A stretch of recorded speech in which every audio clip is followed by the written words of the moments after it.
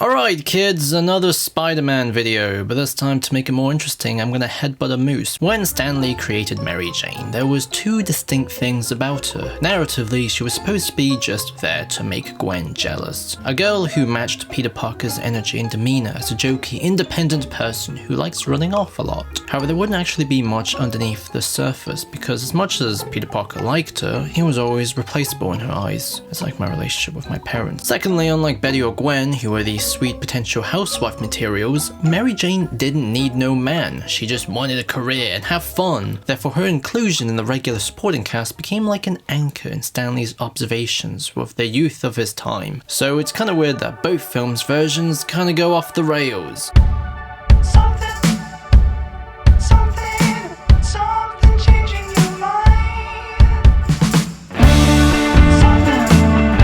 It should be noted that both Kirsten Dunst and Zendaya's interpretation have their own videos. But suffice to say, the Raimi version is seemingly scientifically created to be the polar opposite of the source material. Because outside of looking perfect, and I mean perfect, she doesn't chase Peter Parker. Instead, the whole drama is built around her being mad that he's not chasing her. We never got on. You can't get off if you don't get on, Peter. Then instead of coming from a home that's exactly like Peter Parker's, which makes her an even more ideal love interest over Gwen, she comes from an abusive home that traumatized her into adulthood. I look at these words, and it's like my father wrote them. Instead of taking ages for her to accept the idea of being married, she almost does it at the age of 19. First off, from my point of view in those movies, with the exception of the hair color and the fact that she calls him Tiger once a movie, it's pretty much Gwen Stacy. You know, in personality, she's pretty much Gwen Stacy. And the funny thing for me in the third movie is that when they finally do introduce Gwen Stacy, she's like Mary Jane. She's like Mary Jane with blonde hair. It's very, very strange. In contrast, Zendaya's Michelle Jones takes a far more abstract philosophical approach, where they took the social observational aspect and reapplied it with my generation.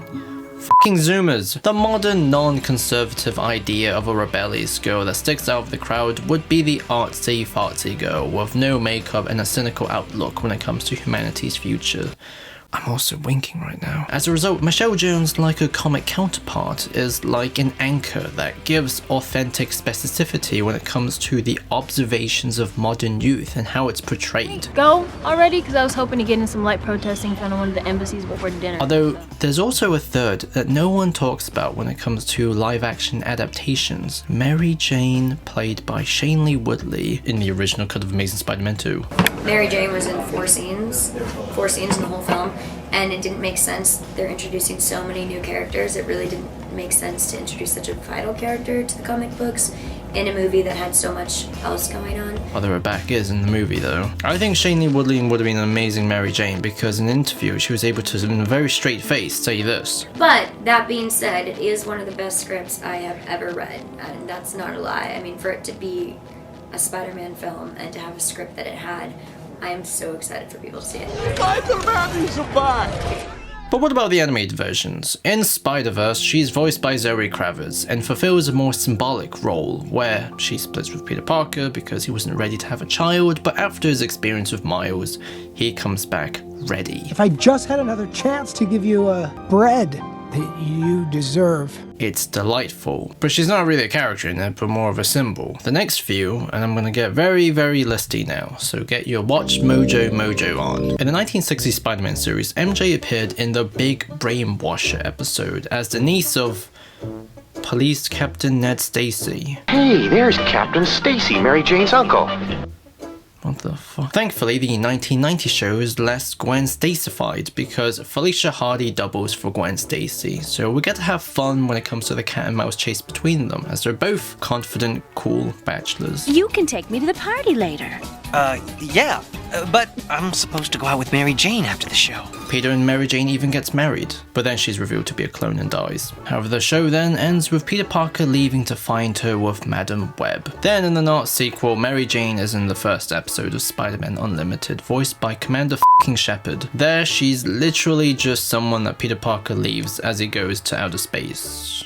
Okay, how quaint. But if you want more chasing and no broth, then that's Mary Jane's main purpose in MTV Spider-Man. Do I have some kind of weird pheromone that shouts out to Peter Parker, "Run away! Run away!" I just want to say, I love this version to a million pieces. From her sweet voice to the way she and Harry and Peter Parker form a trio, it's a really, really well done compromise of the more domestic-seeking version of the character mixed with the same independence of her original counterpart. The thing is... Do you want to go to a movie with me tonight? Anyways, a Spectacular Spider-Man, which expectedly had created the perfect version of the character for long-term storytelling. You're Mary Jane Watson?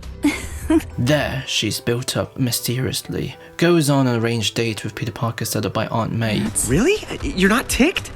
That's so cool! But if I can't dance with Pete, I guess I'll dance with... It's Randy, right? Then transfers to Peter's school and forms a short romantic relationship with Mark Allen. But as a fun bit of subversion, she sees the spark between Gwen and Peter before they did. Finally. And if the show was allowed to carry on, Gwen and Mary Jane would have become besties. And then, after Gwen died, she would have been there for Peter Parker as he grieved. Gwen Stacy, who was the smart person who got Peter, and we wanted MJ to be the girl who also got Peter, but in a different way, and wouldn't let herself get close. And, you know, the idea is that, you know, what ultimately is a catalyst that brings Pete and MJ together. And it's this tremendous loss. It's this huge, huge, tremendous loss that matures both of them tremendously.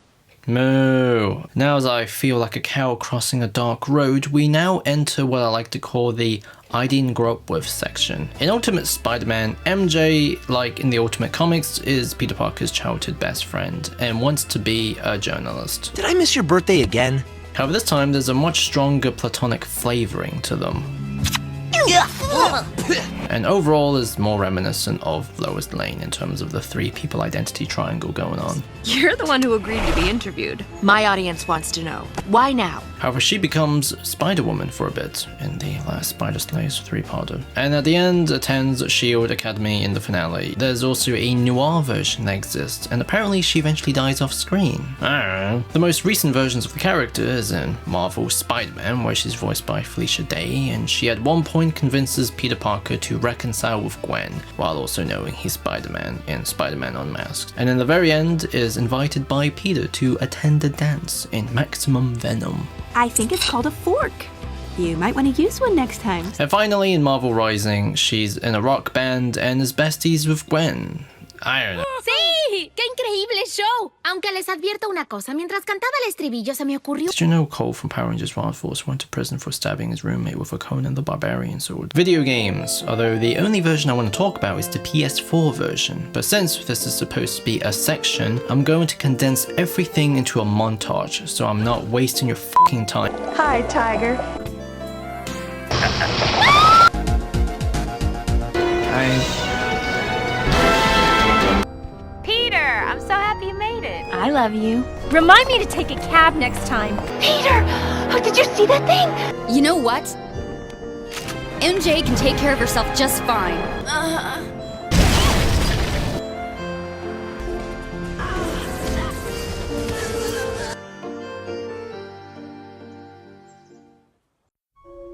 PS4 Mary Jane, I consider her the cohesive culmination for a lot of the more experimental qualities that's used throughout all of these different adaptations, where it's all about trying to legitimize her as her own independent party, so she's not dependent on Spider-Man anymore. Creepy mask, guys. What's your take?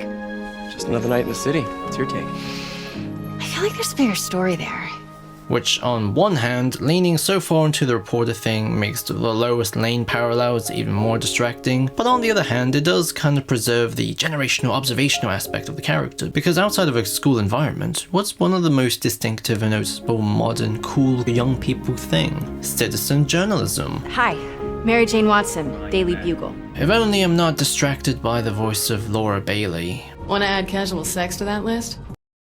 Stepping back and seeing all of these different interpretations, what I find the most fascinating is that Mary Jane is extremely creatively flexible. In terms of famous superhero love interests, like Lois Lane, there are very specific fixed qualities that tend to remain. Lois Lane's occupation is always going to be a reporter. Her personality is always going to be the tough, witty reporter who doesn't give up. MJ can literally be anything. A model, actress, journalist, ego, to the extent that in the Raimi trilogy, she literally dreamt about being an actress, became one, and then spent a movie moaning about not being a singer. Singing waitress? What are you talking about? There's an inherent level of abstraction to Mary Jane. She doesn't even have to be a fucking love interest anymore. And if we're including Michelle Jones, she doesn't even need to have red hair. Miss Jones Watson? Jones, I don't go by Watson. And I'd credit this with 3 factors. The first being that the damsel in distress trope is pretty fucking stale, and for Mary Jane specifically after the Raimi trilogy is especially cringe. The second element being that to remove her existence as an accessory for Peter Parker, it requires revisiting the nature of her original appearance. Mary Jane wasn't originally created as a real character, but was an idea, a dramatic tool. She was the perfect girl for Peter Parker, but not the right girl. She would have made his life easy as a romantic interest, but at least originally, that convenience highlighted only how much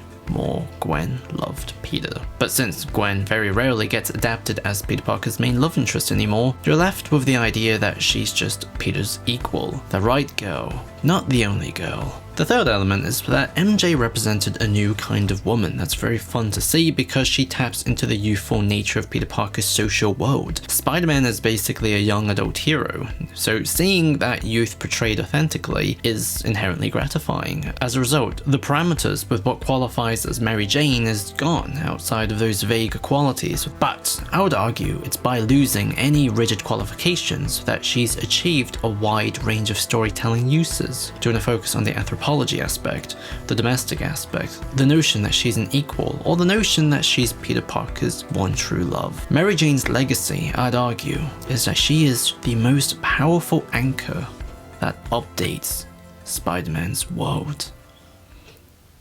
What a fucking pretentious closer to this fucking video. What the